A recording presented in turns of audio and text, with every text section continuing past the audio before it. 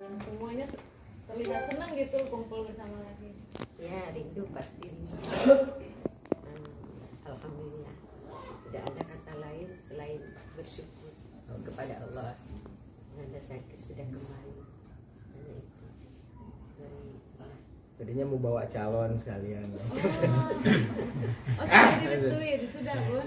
Nah kan biasanya selama ini ya wartawan selalu nanya sama Adik tipe pasangan kriteria Adik. Nah sekarang jangan dari Syakir, coba tipe mantu idaman ayah bunda. Coba, ini biasanya wartawan nanya ke Adik terus. Kalau dari ayah begini, kalau Syakir umur 21 harus cari usia yang lebih rendah. Oh, Jadi ya harus ada selisih paling kurang 4 tahun lah. 10 tahun ya biar Lebih mantap. Wah. Kenapa begitu? Karena Bawa umur. wanita memang prosesnya lebih cepat tua daripada laki-laki.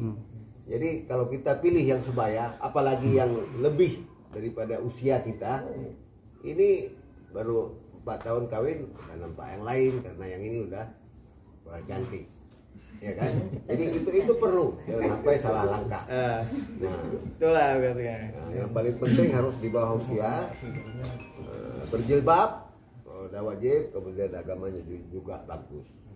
Itu aja. Tapi kalau tidak di luar itu, ya apalagi nanti tiba-tiba ditawarkan Syakir nih suka sama janda, sorry. Umpama karena nggak sesuai itu, ya kan? Bukan saya. Ini kalau ayah. Ya Tapi kan? biasanya seseorang menjadi cantik karena cinta, weh, gitu. Oh, nggak ada itu. Nggak ada. Ada karena dampaknya nanti setelah married itu kan hanya perasaan-perasaan aja. Yang bukti nyata kita ingin coba lihat bunda ini. Bunda kalau disandingkan dengan Hamimi seperti adik kakak. Begitu pilih. Jadi saya gombalnya keturunan ayah ya semuanya. Yang penting doa Jadi ya kira-kira semuanya. seperti itulah. Ayah, Doa tapi yang setelah terbaik. kumpul ini ayah pengen terus dekat Syakir. Mungkin satu rumah nanti bakalan sama Syakir, ngontrak bareng atau apa, mungkin biar bisa Enggak, ya. sama-sama lagi atau Cuma mengontrol lagi. kadang-kadang gitu. orang lain nggak paham yang ayah maksud tinggal bersama adalah rumah kontrakan ayah dulu itu jadi titik kumpul. Setelah dia berkegiatan, mau di luar kota, mau dalam kota, pulangnya ke rumah. Itu yang ayah maksud. Nah itu yang ayah maksud kebersamaan. Jadi selama dia di rumah, dari awal kita buka pintu, kemudian dia tidur, kemudian bangun tidur, bunda bisa menyajikan sarapan, bisa menyajikan buah-buahan, kemudian pergi lagi. Nah suasana itu yang ingin ayah. Rindu suasana itu. Nah, rindu suasana itu. Kemudian kalau ada Fauzan di rumah, ada Bang Jikri di rumah, mereka cakap-cakap, melihat itu aja sudah selesai. Sebenarnya itu aja sih tuntutannya, nggak lebih daripada itu. Mungkin juga karena Syakir ada kesibukan, ya mungkin belum bisa memberikan. Ya. Alhamdulillah sekarang Syakir juga sudah bisa memberikannya, ya kita nggak ada tuntutan lain, itu aja. Jadi simpel aja, nggak ada sifatnya ngatur nggak ada, bebas. Yang lain juga Jikri, kalau kadang-kadang Jikri pergi ada keluar kota 3 hari, kemudian pulang baru ntar tidur pagi makan lagi kegiatan terus aja begitu, nggak ada masalah. Intinya karena Syakir sibuk aja. Iya. Keluarga sudah memaklumi itu. Sebenarnya nggak pengen juga sibuk, serius. Syakir tuh sebenarnya nggak pengen sibuk. Cuman kadang apa ya, ada panggilan dari jiwa untuk apa ya, untuk berkarya tuh kayak, apalagi kan kadang fans tuh kadang kalau Syakir nggak nongol sehari aja, Kir kemana aja, Kir bikin lagu apa lagi nih Kir. Jadi Syakir akhirnya ternyata banyak juga yang menunggu karya-karya gitu ya kan, yang positif gitu kan, di antara banyak mungkin karya-karya yang mungkin belum bisa menyuarakan tentang syiar gitu ya. Syakir dengan segala kekurangan Syakir yang mencoba lah untuk selalu berkarya gitu. Kalau aslinya mah sebenarnya pengennya nggak sibuk gitu. Cuman kalau ada panggilan alhamdulillah. Siapapun, bukan cuma Syakir, hati kecilnya pasti pengen bahagiain orang tua tuh nggak mungkin. Fitrahnya manusia tuh udah kayak gitu ya. Cuman kadang dalam proses tadi balik Syakir dalam pendewasaan ada hal-hal yang kita hadepin, nggak semuanya tuh kadang langsung selesai. Ada yang 10 tahun loh kadang nggak selesai gitu ya, ada yang sampai puluhan tahun gitu ya kan. Nah alhamdulillahnya gitu, karena Syakir juga diajarkan juga oleh guru. Jadi Syakir ya coba ajak ngobrol juga gitu keluarga untuk ya sama-sama lah semuanya berbesar hati.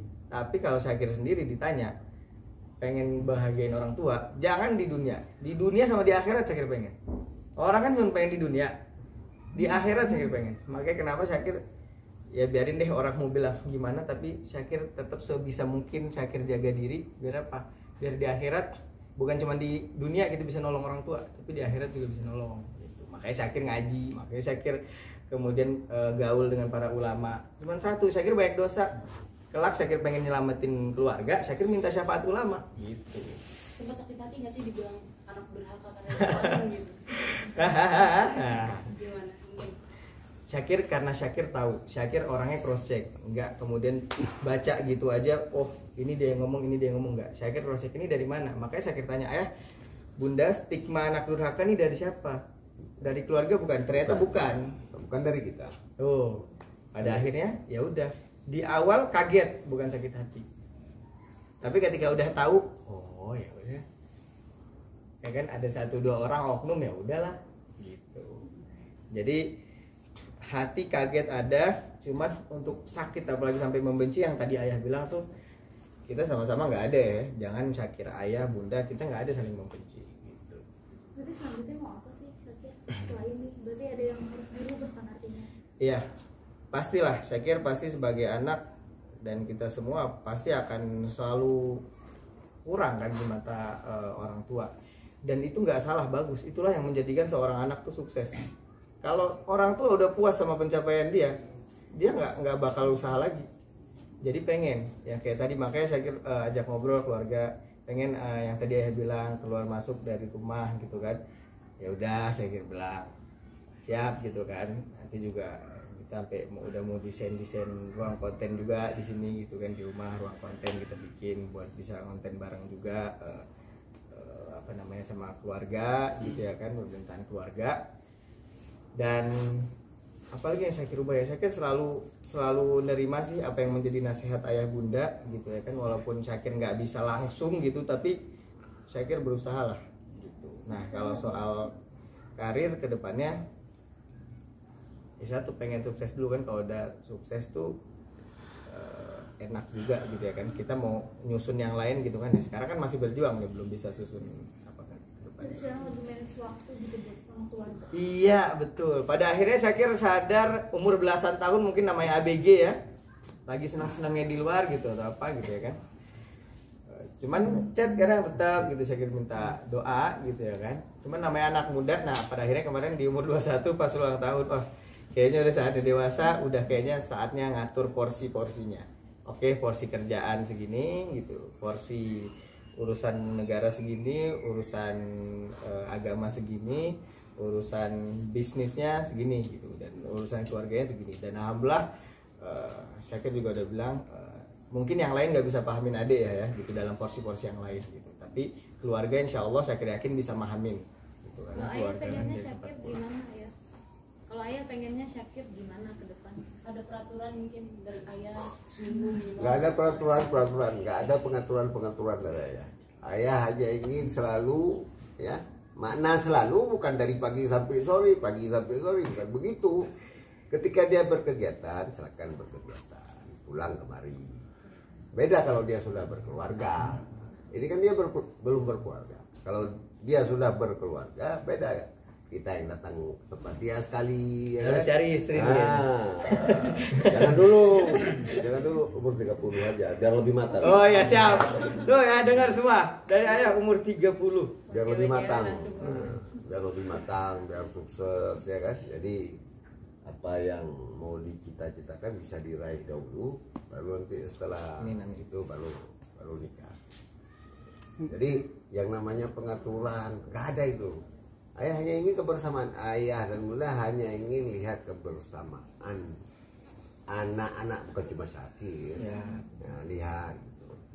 Jadi kalau rumah ini bisa dijadikan pintu keluar masuk, jadi pintu keluar masuk rumah ini.